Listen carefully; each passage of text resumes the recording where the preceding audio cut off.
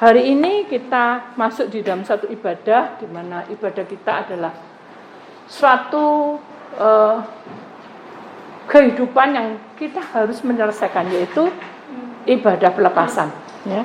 Dan kita harus tahu bahwa orang yang masuk di dalam ibadah pelepasan itu harus memiliki janji-janji Tuhan di tengah-tengah kita. Dan kita tidak bisa berjalan seenaknya.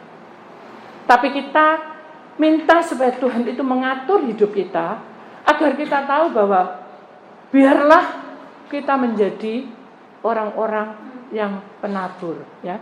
Hari ini temanya adalah jadilah penabur. Saudara, firman ini agak keras, tapi Tuhan ingin kita itu masuk di dalam kebenarannya. Ya. Firman ini agak keras, tapi Tuhan mau agar kita menjadi miliknya. Kita akan lihat, saudara, bahwa seorang penabur itu harus memiliki bibit yang unggul. Ya. Dan seorang penabur itu harus tahu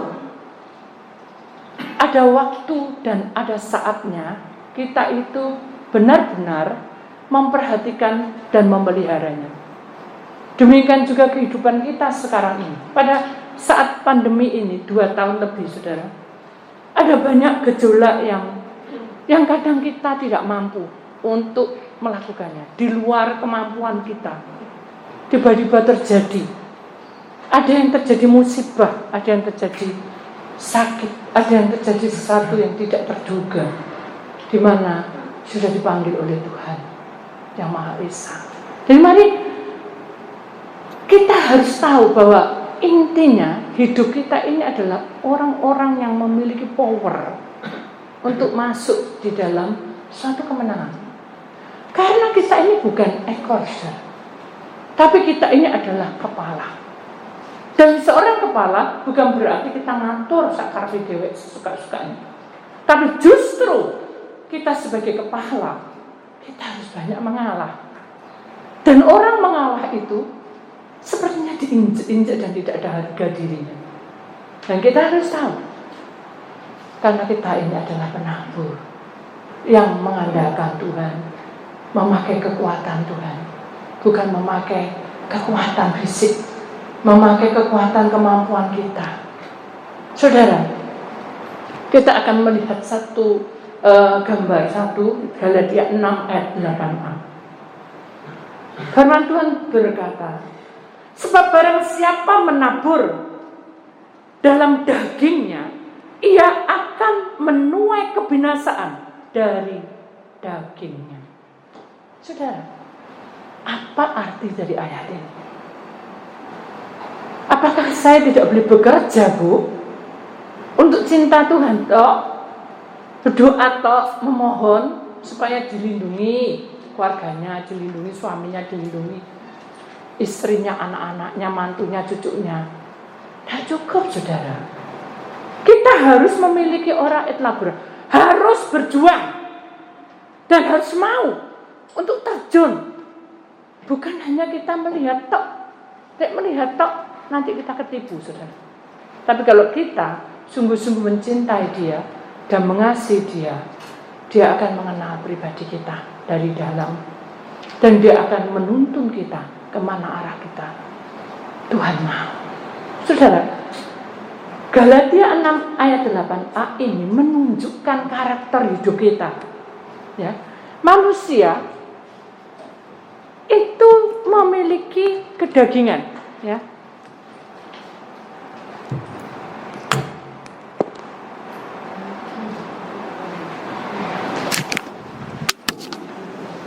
Nih saudara, ini manusia.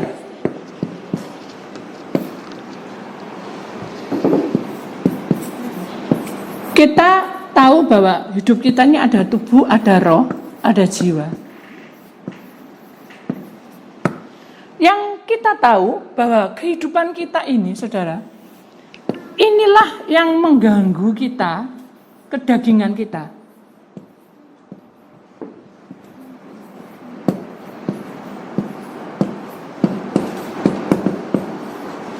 yang sangat mengganggu dalam kita memiliki prioritas untuk masuk di dalam pekerjaan kita sehari maupun dalam keluarga. Contohnya kayak apa? Ini ya, bukan mengada-ngada, tapi ini kehidupan, saudara, ya. Seorang bapak itu adalah kepala imam, benar ya? Laki-laki kalau sudah beristri, suami istri itu, laki-laki itu akan menjadi kepala imam, ya, diingat. Kemudian istri itu akan mendampinginya sampai Tuhan memanggil kita, benar ya? Tetapi secara kedagingan, saudara, jiwa yang bergelora, kedagingan kita yang bergelora itu, saudara, kadangkala kita itu menilai dan menghakimi dengan mudah sekali. Ya. Kalau proses kedagingan ini tidak dimatikan, saudara, tubuh ini yang fana ini, kedagingan ini menonjol terus, kita tidak akan bakal berhasil.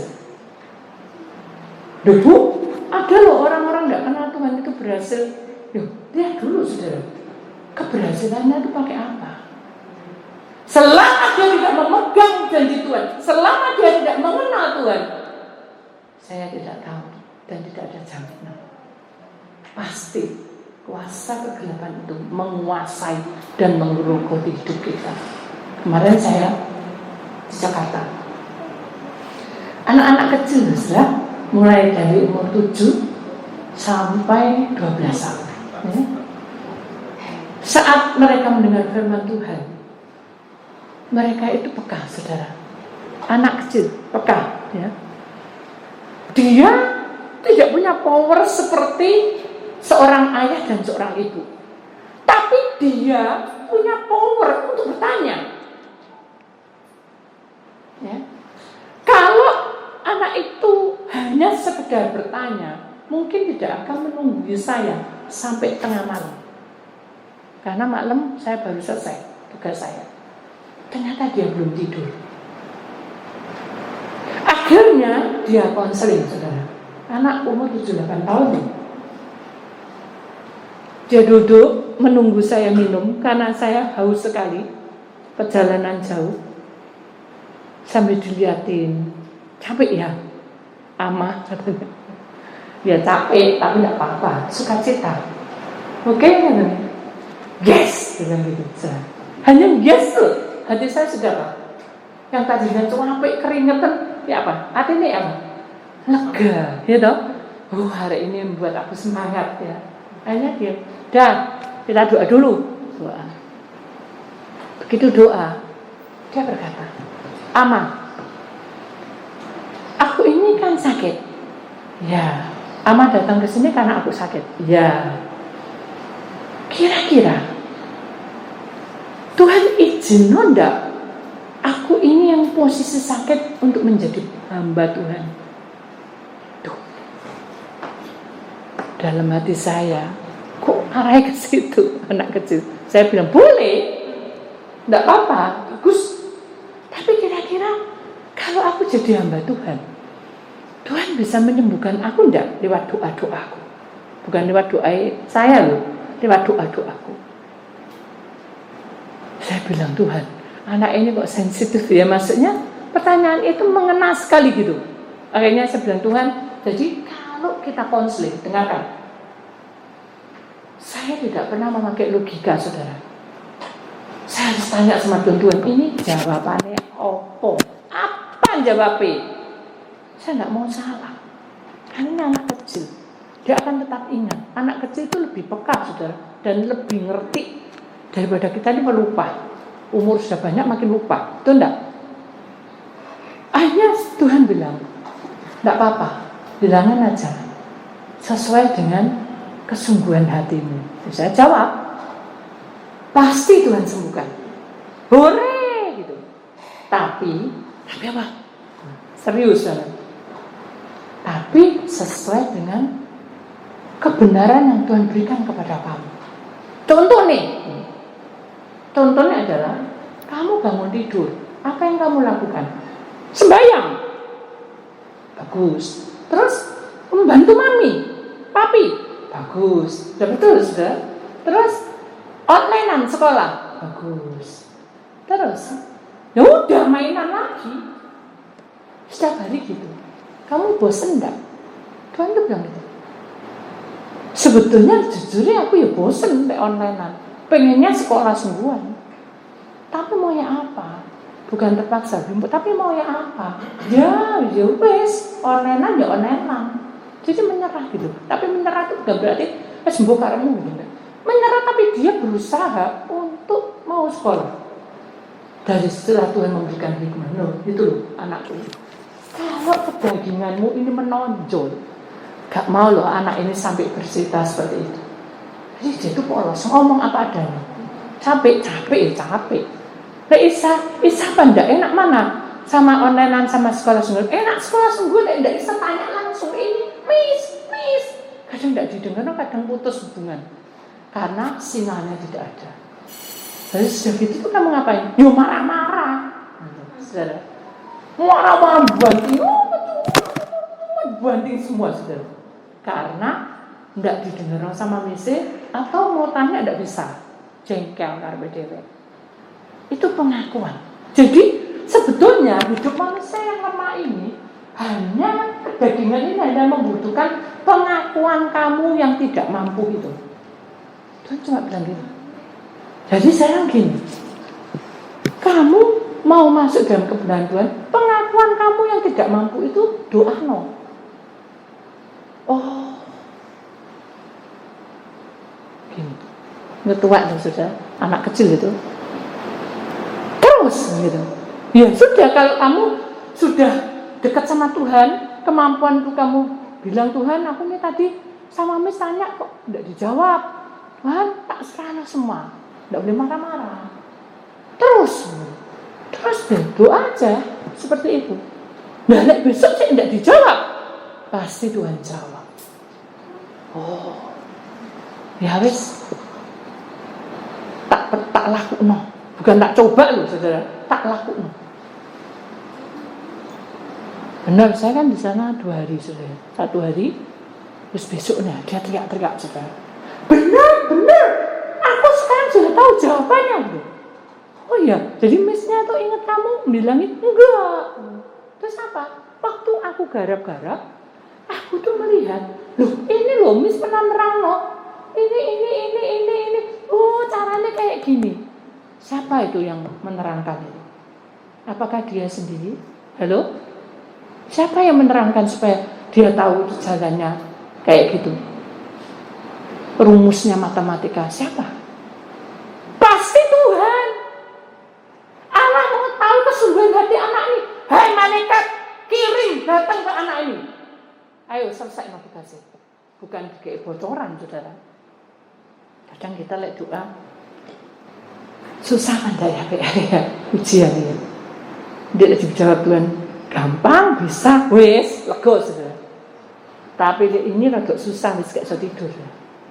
Itu salah. Kenapa? Karena kita mengandalkan kedagingan kita dan minta bocoran dari Tuhan. Sebetulnya itu tidak boleh. Tapi anak ini mengajarkan kita bahwa sesungguhnya apapun yang terjadi di dunia ini gak ada yang enak. Semuanya mana? Kita baru ngomong-ngomong besok sudah tidak ada. Kita baik sama orang menipu, uang kita diambil. Kita percaya pada sesuatu itu juga menipu. Gak ada yang fana, tidak ada yang kekal, fana semuanya. Sekarang apa yang Bu andalno saudara? Duh, kan katanya ibu kepala imam itu kan suamiku.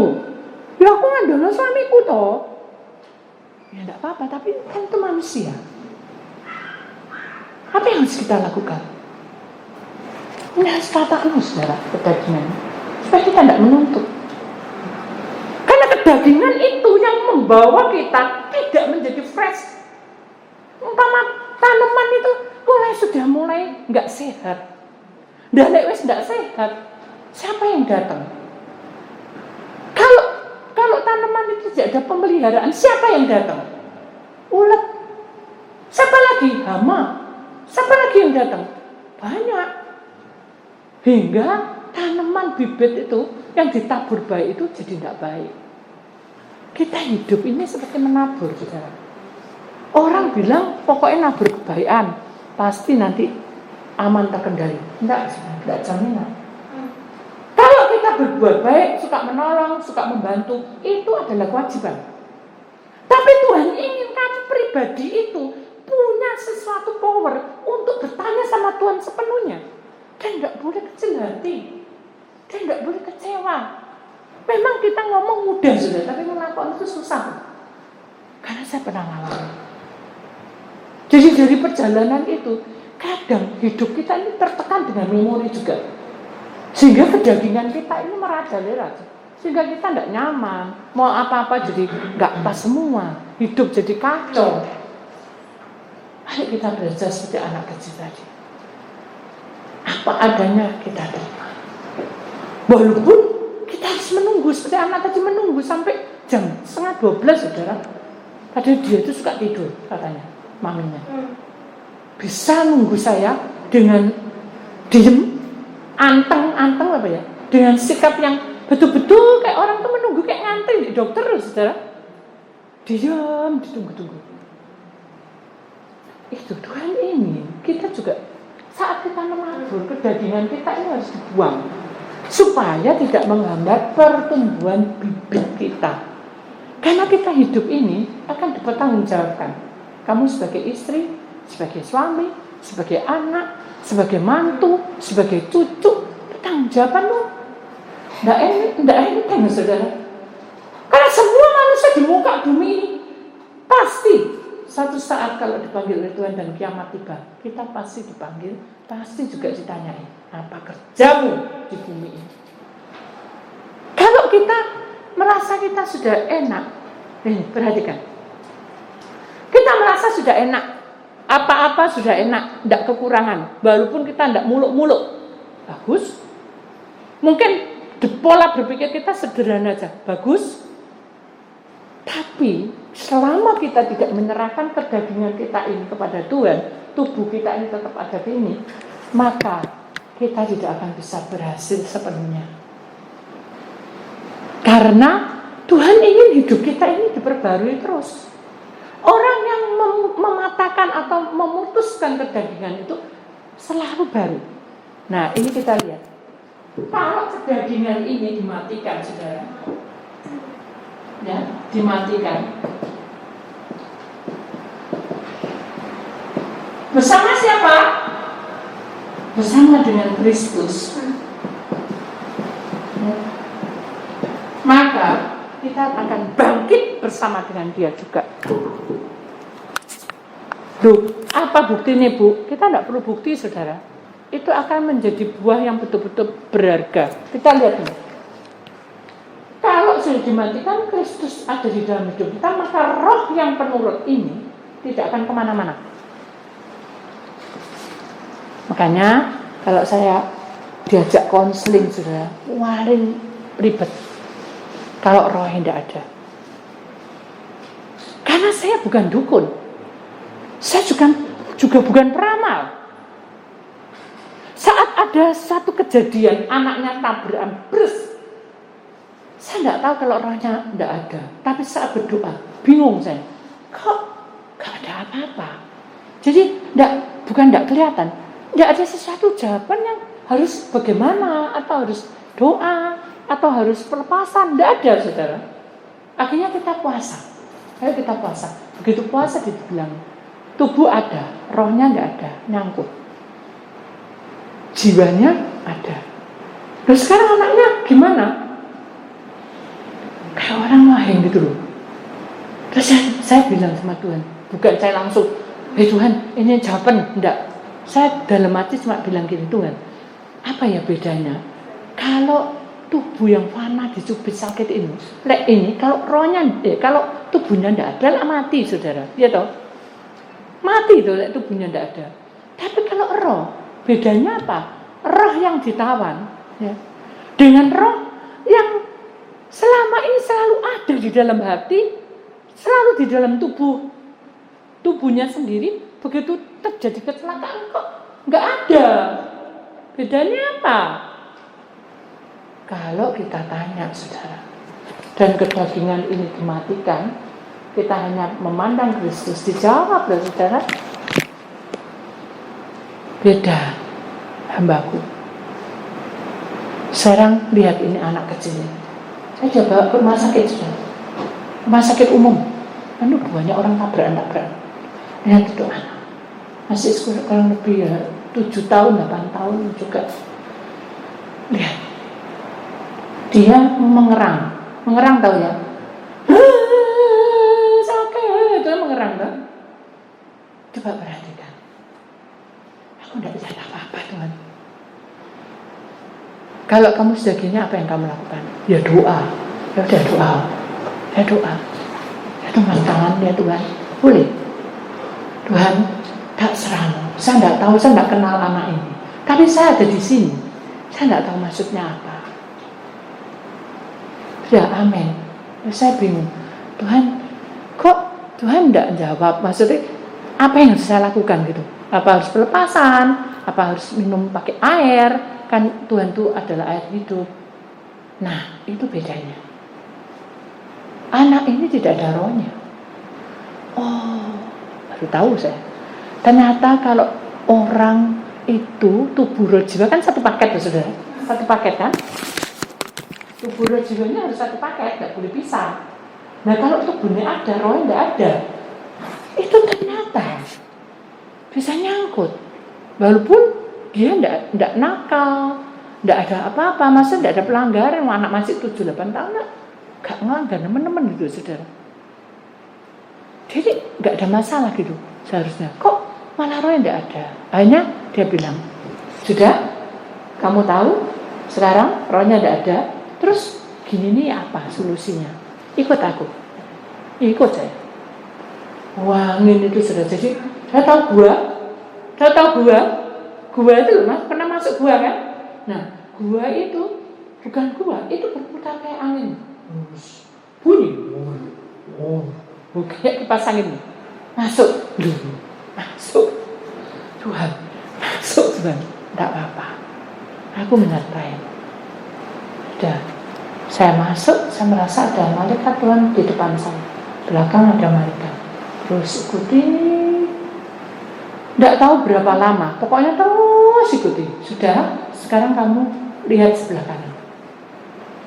Saya lihat di sebelah kanan, ada batu besar, batunya itu seorang, dia segini.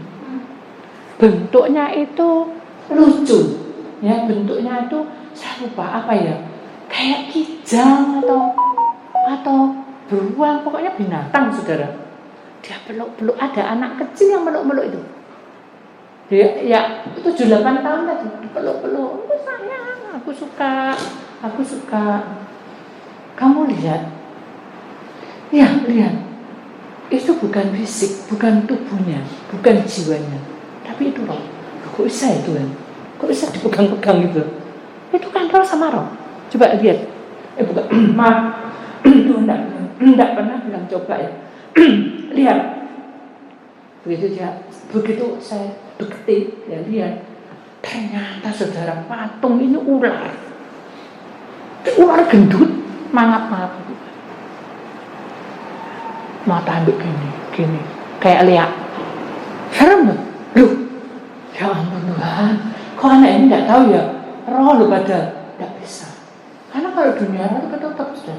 Kalau tidak disingkap, ya tidak kelihatan. Terus siapa nih Tuhan? Ya harus kembalikan anak ini. Terus caranya apa Tuhan? Tidak apa-apa. Doa. Kan bilang apa? Menyembah. Jadi kalau kita ngusir setan itu saudara, walaupun kita punya kedagingan, saat kita dimatikan di dalam Kristus itu kita harus nurut Tuhan, bukan nurut karpet. Tidak bisa Tuhan, kita harus doa. Tidak perlu nyanyi. Tapi saya sudah harus ikuti nyanyi. Nyanyi saudara. Saya tidak apa Tuhan, tidak apa-apa nyanyi. Saya. Dalam nama Tuhan, tapi bukan berarti dalam nama Tuhan, dalam nama Tuhan, iblis dikalahkan. Enggak gitu, saudara. Enggak perlu nyanyi terlalu emosi. Nyanyi itu harus membuka hati, dan kita tahu kata-katanya itu betul-betul ada dalam hidup kita, terukir. Itu masuk, saudara. Jadi nyanyi dalam nama Tuhan. Terus saya seperti menyanyi. Maksud saya menyanyi itu sepertinya, saudara, itu ada satu urapan Tuhan yang luar biasa, yang bersinar, semakin saya lama menyanyi, semakin bersinar dan menutupi ini patung tadi, ular tadi. Ularnya, wah saudara, kayak namanya terang dan gelap kan tidak bisa bersatu. Dia berontak, dan anak ini ya tiba-tiba lemes gitu, kayak jatuh, hilang. Jadi ternyata, ingat ya, pujian itu juga bisa ngusir setan, saudara. Ngusir roh-roh perjinahan, roh-roh kutuk, roh santet, roh yang membuat kita tidak tenang. Bisa, saudara. Ini contohnya. Akhirnya begitu sudah jatuh ya, saya tidak boleh megang, saya nggak mungkin megang itu roh. Terus saya bilang, apa yang saya lakukan? Tidak apa-apa, malaikat yang datang. Malaikat panggil, ayo nak, ikut aku. Hah, aku di mana? Katanya gitu. Ya kamu aneh, tempat alam roh. Ayo ikut. Kemana? Saya jawab, saudara. Ayo ke tubuhmu kembali. Oh ya. Begitu masuk ke dalam tubuhnya, anak ini benar, sakit. Terus begitu roh masuk, saudara, dia mulai agak tenang. Jadi ternyata manusia itu kalau tidak ada paketan gini, hilang ini bisa hilang, saudara. Ketika kita punya masalah, kita depresi, kita stres gara-gara apapun, ini roh bisa keluar masuk. Tapi kalau jiwa itu bukan, jiwa itu adalah nyawa. Nyawa itu sama dengan kalau kita masuk di dalam roh, di dalam kehidupan yang sesungguhnya. Jiwa itu adalah perasaanmu, hatimu, pikiranmu, kemauanmu. Itu jiwa. Jiwa nanti yang jiwa itu akan kerjasama dengan tubuh. Ketika kamu marah, ya, ketika kamu gedumbel, ngomel, ya, itu dari jiwa ini lari ke tubuh, masuk ke aliran otak dan sarafnya untuk marah. Itu ceritanya kayak gitu. Jadi nggak langsung marah. Dari ini dulu disusun ini otaknya, saudara. Baru masuk ke tubuh, baru marah. Orang bunuh tuh gitu. Ini dulu jiwanya sakit hati, muangkel, pengen bunuh, ini otaknya. Terjadi pembunuhan, terjadi bunuh diri. Sebetulnya Allah itu menciptakan kita banyak waktu untuk masuk pertobatan. Betul enggak? Coba kalau kita, aku mau bunuh orang tuh langsung bunuh. Enggak. Ini sih loh, dolan di sini sih. Terus lama baru di sini. Sudah ke sini terjadi sesuatu, inilah mulai keluar masuk, karena roh itu penurut. Saat kita melanggar, roh itu tidak tahan. Kita sedih terus, roh itu tidak tahan, bisa keluar. Sama seperti orang yang kasih tabrakan tadi. Tadi kan anak sudah walaupun nangis tapi dia sudah nyaman. Besok sudah sembuh, kata Tuhan. Nah kita tidak perlu, ya wes aku besok tak lihat Tuhan, itu urusannya Tuhan kan. Saya kan dibawa ke rumah sakit kan cuma dibilangi bedanya itu gitu. Jadi kalau roh tidak ada itu bukan berarti pada saat kita kesangkut karena gara-gara pelanggaran, enggak. Gara-gara kita setir mobil, gara-gara kita ini melamun, itu bisa keluar. Hati-hati. Kedagingan kita inilah yang memproses kita supaya kita ini benar-benar putus hubungan dengan Tuhan. Kita tidak boleh ke sana. Kalau kita mau menjadi penabur yang baik, kita harus peka. Babi bet ini jangan sampai patah di tengah jalan. Jadi intinya kalau roh yang sudah ikut dalam kehidupan bersama Tuhan, bisa nggak nyangkut itu? Bisa. Saat kita melanggar, ada dua pelanggarannya. Kita yang buat sendiri, depresi, atau ada roh lain yang mengikutinya karena dia melanggar. Dia pergi ke perdukunan, pesugihan, itu kan melanggar, toh? Tidak dikasih makan, terlambat, rohnya diambil. Ya kan ada dua. Roh bisa diambil itu ada dua jalur. Saudara, jangan ke sana semua, tidak baik. Tidak baik. Jadi mari kita tahu bahwa kedagingan kita ini harus dimatikan dan kita harus masuk dalam Kristus dan roh kita tuh makin kuat dan kokoh. Walaupun ada ulet, walaupun ada kuman, walaupun ada apapun seperti ada virus corona gini. Siapa yang menyangka saudara seperti ini? Gak tahu. Tapi Tuhan sudah beritahu loh. Betul enggak? Bahwa dunia ini akan mengalami sesuatu guncangan-guncangan. Ini belum terbelahnya Pulau Jawa. Nah itu saudara, kita tidak menanti, tapi kita berserah. Jangan sampai kita lupa, sebelum terjadi sesuatu, kita harus siaga.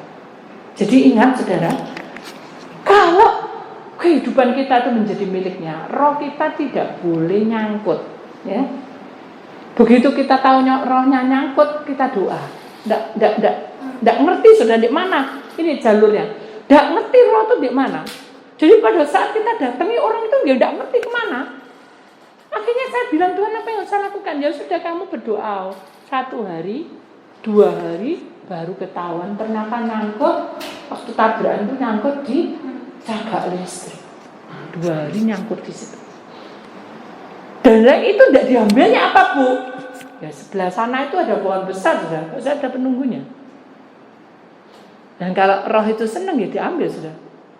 Jadi iblis pun juga suka gitu, bukan suka jatuh cinta. Kalau dia senang dia buat mainan kita. Kita ini sudah tidak bisa apa-apa. Di dunia ini banyak masalah, banyak hal yang kita tidak pikir dan tidak terduga itu akan terjadi di depan kita. Kita siap-siap. Kenapa? Karena kita tahu bahwa roh yang penurut itu jangan sampai keluar dari ini sudah paket ini. Terus siapa Bu untuk menjaga supaya rohku ini kuat? Ya tadi pertama-tama kedagingan harus buang. Kita lihat ayat yang kedua. Ayat yang kedua ini sambungannya saudara. Galatia pasal 6 ayat 8b. Tetapi barang siapa yang menabur dalam roh, ia akan menuai hidup yang kekal dari roh itu. Jadi gini, roh kita ini penurut. Tapi kalau nurut tok, tidak ada bimbingan dari Tuhan Yesus Kristus, maka tidak bisa. Kita harus benar-benar mau siap untuk dituntun oleh Tuhan. Maunya apa? Ya, ada satu kesaksian saudara. Ada seorang, suami istri yang sudah boleh dikatakan dia itu berhasil lah saudara ya. Dia bersyukur di bait suci dan dia berkata, saya punya anak cuma 1. Oh iya, konseling ya saudara. Saya pengen anak saya ini berhasil. Bagus tuh, ya. Karena saya ini tidak iman. Dia mau sekolah di mana tak sekolah. Tidak apa-apa. Akhirnya dia berdoa, saudara, kuasai sampai. Ternyata anaknya mau minta sekolah di luar negeri. Nah, tidak lama kemudian kita doa-doa, kita menterai, akhirnya dia sekolah di luar negeri. Lama sudah ketemu, sudah mukanya sudah tua, itu atasnya saya ya. Jadi jalannya aja sudah bungkuk. Yang perempuan, ya, yang laki sudah pakai tongkat ya untuk menahan kakinya, katanya pernah patah pinggulnya. Terus yang si istrinya itu bungkuk karena dia pernah jatuh juga. Kalau kita perhatikan saudara, kenapa dia terjadi seperti itu? Apakah ada pelanggaran? Halo, menurut kamu apa? Apakah itu ada pelanggaran sampai dikasih bungkuk satu nih tidak bisa jalan? Menurut kalian apa? Apa itu pelanggaran terus sampai digitu no? Enggak loh saudara. Jangan salah loh. Allah tidak pernah memberikan rancangan kecelakaan dan rancangan penyakit. Loh, tapi kenapa kok sampai kayak gitu? Dia protes, saudara. Ibu, saya ini salah apa? Katanya. Saya ini sudah setia, tidak pernah tengkar sama suami istri, tidak pernah tengkar. Saya rukun-rukun aja. Anak saya ini sekolah di luar negeri, sampai nangis. Saya tidak tahu ya, kepikiran apa, tiba-tiba saya kaget, suami saya dari kerja kok jatuh, terus patah, terus akhirnya dia pakai tongkat. Saking saya bingungnya, saya kepikiran, ternyata saya juga nggak tahu ya, kok saya ini merasa itu sudah jalan benar, kok saya malah kejeglong, jatuh. Apa saya salah? Apa saya punya salah? Sehingga Tuhan menghukum saya seperti ini. Kan ini tabur tuwe, katanya. Nah, saudara, hati-hati. Hidup kita benar di dalam kedagingan, tapi selama kita di dalam naungan Tuhan, pasti Tuhan punya rencana mengapa orang ini seperti ini. Hanya gini, sudah, Cik, ya, kalau kita berdoa aja. Begitu doa, Tuhan buka, saudara. Ternyata orang tua laki papanya ini stres, saudara. Nggak bisa tidur, tegang terus. Ototnya yang sini ini, tulang ekornya ada kelainan. Jadi gini, ingat baik-baik. Kalau kita ini menjadi penabur, saudara perhatikan. Apa yang menjadi unek-unek kita, kalau kita kasih rabuk, tak tanami bibit yang unggul, pasti hasilnya baik. Betul enggak? Tapi ingat loh, murid Tuhan Yesus, percakapan murid Tuhan Yesus dengan Tuhan Yesus. Guru, itu loh ladangnya sudah mau menguning, mau wayai panen. Gemuk-gemuk, enak ya, rasanya kudu mau ngambil. Tapi guru, di sela-sela ladang itu ada ilalang yang mengganggunya, sehingga nanti malah nggak bisa tumbuh sehat. Ya apa lek tak jabut? Saudara perhatikan. Itu kan mau rumput liar. Kenapa kok izin bi Tuhan? Nah ini saudara, yang kita mau contoh murid Tuhan Yesus, karena dia mematikan kedagingan, penguasaan diri. Alah aja buat rumput dia enggak, dia izin dulu. Akhirnya Tuhan berkata apa? Dia pandangin, enggak terus egois dulu, enggak. Terus dia lihat muridnya. Tangannya sudah kata menjabut, sudah. Karena kan tidak berguna ilalang. Rumput liar kan tidak berguna. Menjabut ya. Tapi Tuhan berkata, jangan. Biarkan mereka sama-sama bertumbuh. Biarkan mereka sama-sama bertumbuh. Ya. Terus mereka bilang, kalau bertumbuh sama-sama nanti lah ganggu. Tuhan berkata apa? Pohon itu, tanaman itu, kalau bibitnya sudah unggul dan sudah dipersiapkan, pasti hasilnya juga tetap baik. Sedangkan ilalang ini tidak dipelihara dan ini tumbuh liar, dia juga tidak akan berbuah. Jadi kamu tahu, kalau ladang yang sudah ditata, kehidupan kita ini akan berbuah. Intinya kalau kita menjadi penabur, itu akan berbuah. Nah, inilah tanda, saudara, bahwa kehidupan kita sebagai orang pilihan Allah, kita harus mematikan ini penting, peranan penting yang akan membawa kita untuk berhasil. Itu intinya seperti itu. Jadi mari kita imani, karena di sini dikatakan bahwa barang siapa yang menabur dalam roh, berarti kita tidak boleh memikirkan pakai kekuatan kita. Tanya sama Tuhan kayak murid Tuhan Yesus. Hingga akhirnya itu akan menghasilkan sesuai dengan Tuhan mau, bukan sesuai dengan kita. Dan ingat, kalau Tuhan yang ikut campur tangan, pasti itu hasilnya berbuah melebihi dari apa yang kita minta. Itu pasti.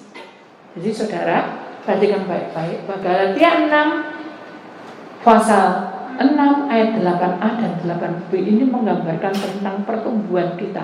Mau bawa mana hidup? Keluargamu, ekonomimu, pekerjaanmu.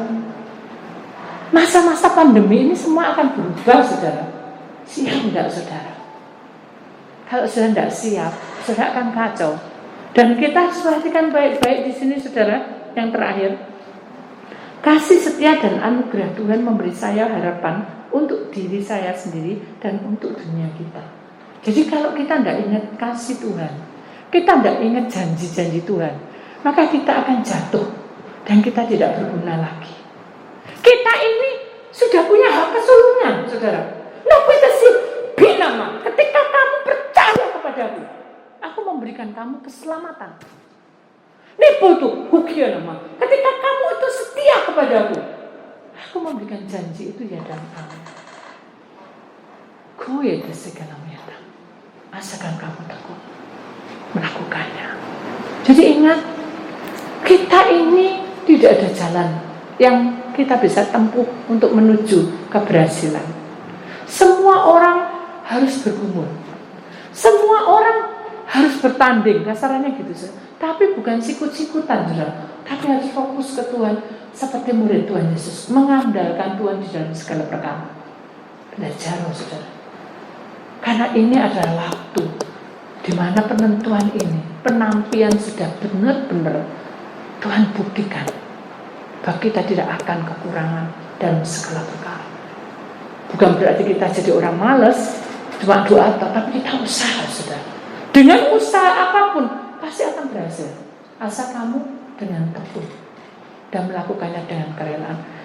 Masalah sepelit apapun, sukar apapun, saudara, kalau kita punya Tuhan, pasti ada jalan keluarnya. Saya ngomong itu enak, saudara. Saya ngelakon ini susah, tapi dengan melakukan itu kita bisa tahu, oh iya, Tuhan izinkan aku seperti ini karena aku harus digembleng, aku harus siap. Saudara, di semua di tempat ini gak ada orang yang tidak punya masalah. Semua pasti punya beban, betul gak? Sekarang beban ini mau taruh mana? Apa kamu mau masuk pakai tubuhmu, kekuatan kedaginganmu, pakai akalmu? Gak bisa, saudara. Ayo, serahkan, matikan bersama Tuhan kedagingannya. Mengapa saya tulis di sini Kristus? Karena Kristus ini menandakan salib Tuhan itu menjadi kemenangan bagi kita. Dan Kristus itu artinya adalah peperangan di dalam roh, di mana kita harus persiapkan roh jiwa kita ini untuk masuk di dalam peperangan di zaman ini. Zaman sekarang sudah berubah, sudah bukan kayak dulu. Semuanya serba canggih. Kalau kita tidak mengikutinya, memang kita ketinggalan. Tapi kita tahu yang mana yang harus diikuti, kita harus ikuti. Dan kita tahu Tuhan memberikan hikmat kepada kita. Amin. Demikian juga kita tahu bahwa kalau kita menjadi penabur, persiapkan hati kita untuk dibersihkan selalu. Tadi waktu saya ada sebelum masih di Jakarta, di Bandara Jakarta, saya belum mengirim gambar. Masih banyak PR, saudara. Belum membersihkan ruangan di sini. Biasanya kalau dibersihkan saya doain. Terus belum persiapan-persiapan yang lainnya, puji-pujian. Terus saya cuma gini, Tuhan, saya capek. Di pesawat saya capek. Saya enggak tahu mau ngomong apa, pokoknya saya pengen tidur sebentar. Tapi enggak tenang, saudara. Kedagingan saya menuntut, enggak mungkin isa. Enggak mungkin. Ya wis lah, dengan cara apapun. Jadi saya berusaha, saudara, apa caranya supaya saya bisa melayani dan saya harus bisa tepat pada waktunya. Wis tak usah saudara. Sudah saya kirim ayat, saya cuma doa gini, Tuhan, begitu cepatnya waktu. Saya tidak nututi, tapi Tuhan yang nutut. Terus nanti saya ngabari di sini, susah sinyal di sini. Bilang sama mbaknya sini, sama Pak Wan, tolong bersihkan. Sampai di jalan mikir lagi, ini kursi belum dikasih jarak. masih rapat-rapat. Ya apa Tuhan? Tak serah nih. Saya mulai melepaskan kedagingan. Saya mampu, tungguin aku gitu. Tidak boleh saudara, dimatiin. Kristus yang bertindak, bukan saya.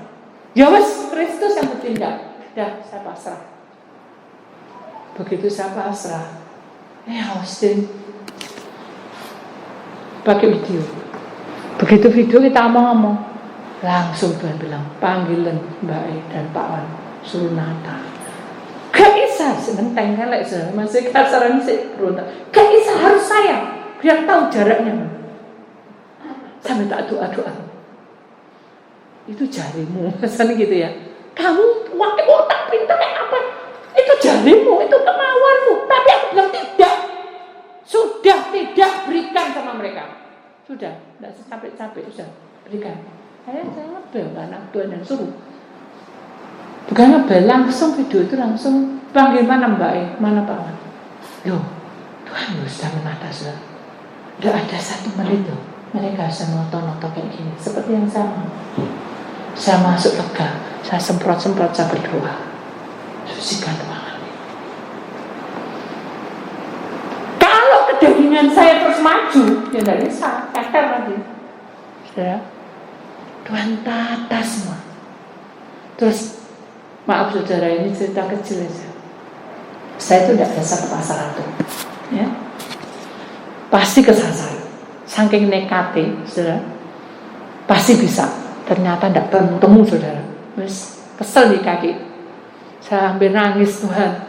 Temu Tuhan, karena saya ke sana harus menyelesaikan tas saya itu sobek.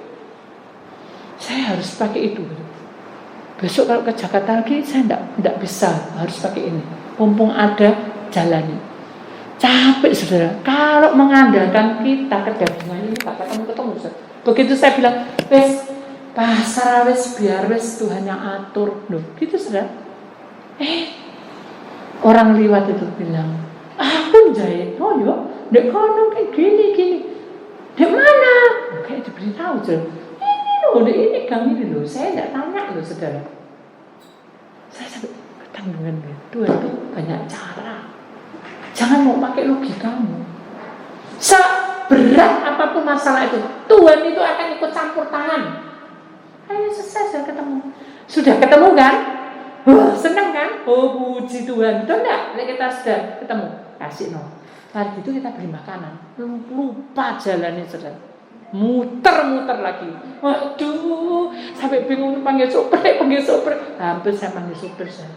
Akhirnya saya ada Pak Sapan dalam. Pak Sapan kan sebagai polisi sekarang. Saya enggak mikir situ. Bu, ada apa? Saya bingung Pak, saya mau pintu ini. Oh di bawah, ternyata di bawah itu yang saya pikir itu betul, ternyata pintunya salah saudara, bukan itu. Saya ngomongnya ini memang benar, tapi ada beberapa yang sama. Naik lagi saya, Tuhan itu tidak kirim satu penjaga, 4 penjaga. 4 penjaga ini dewek sendiri inisiatifnya. Oh ini mungkin di sini, bingung tidak saudara? Oh yang ibu maksud, gak salah di situ, bingung enggak? 4 itu sendiri. Kalau saya pakai kedagingan mungkin saya marah. Piye toh? Kok gak ono sing ngerti mereka sarangan. Tapi saya bingung Tuhan. Ya saya pasrah, bukan bingung, saya pasrah wis tidak tahu. 4 itu mana yang di buku tidak tahu. Terus 1 orang maju ke depan dekati saya. Padahal dia kan di depan di sana. Dia maju, Bu, ibu ini mau butuh apa? Katanya. Kalau bukan malaikat, tidak mungkin sudah sampai kayak gitu. Saya Pak mau pulang, saya ini mau ibadah. Loh, sampai kayak gitu loh sudah. Tak nututi Pak. Loh ya ibu itu tadi di mana? Ya tidak tahu di mana. Saya tidak tahu. Lantai berapa Bu? Yo gak tahu saudara. Bingung toh? Akhirnya saya bilang, Tuhan ini apa? Loh tadi kan kamu keluar tadi loh. Ada yang balon-balon. Kan kamu baca tuh lantai berapa? Loh baru ingat. Iya ya lantai 3. Jadi siapa yang mengingatkan? Ya Tuhan, saudara. Ayo, kalau perkara kecil ini Tuhan atur, saudara. Tuhan pasti akan atur perkaramu. Amin. Pelepasan itu menandakan bahwa Mengapa kita harus pelepasan? Karena dengan pelepasan itu kedagingan kita ini dimatikan yang sok gitu, yang sok karepe dhewe, merasa bisa, gitu, merasa mampu, dan kadang sudah kebablas saudara, baru kita sadar ini pelanggaran. Ini harus dimatikan. Kalau enggak, kita tidak akan menemukan jalan Tuhan, pasti akan tersesat. Jadi pelepasan itu membuang kedagingan kita. Lek sudah keluar dari sini, kita harus merubah sikap kita. Yang tadinya itu karepe dewek, kita ceroboh sama orang sembarangan, sekarang mulai diperhatikan. Wah, aku ini kerjaan di mana? Bidang tak perhatiin. Aku membuat cemara ya. Harus begini. Harus gini. Daunnya harus gini. Nanti kamu yang mesti penabur tuanya lebih indah dari apa yang kita mau. Amin. Itulah firman Tuhan, saudara. Kita perhatikan baik-baik, kita akan menjadi penabur yang baik. Amin. Jangan penabur yang gagal. Kalau penabur yang gagal akan menjadi depresi, dan iblis akan tangkap kita. Kita akan bangkit berdiri, saudara.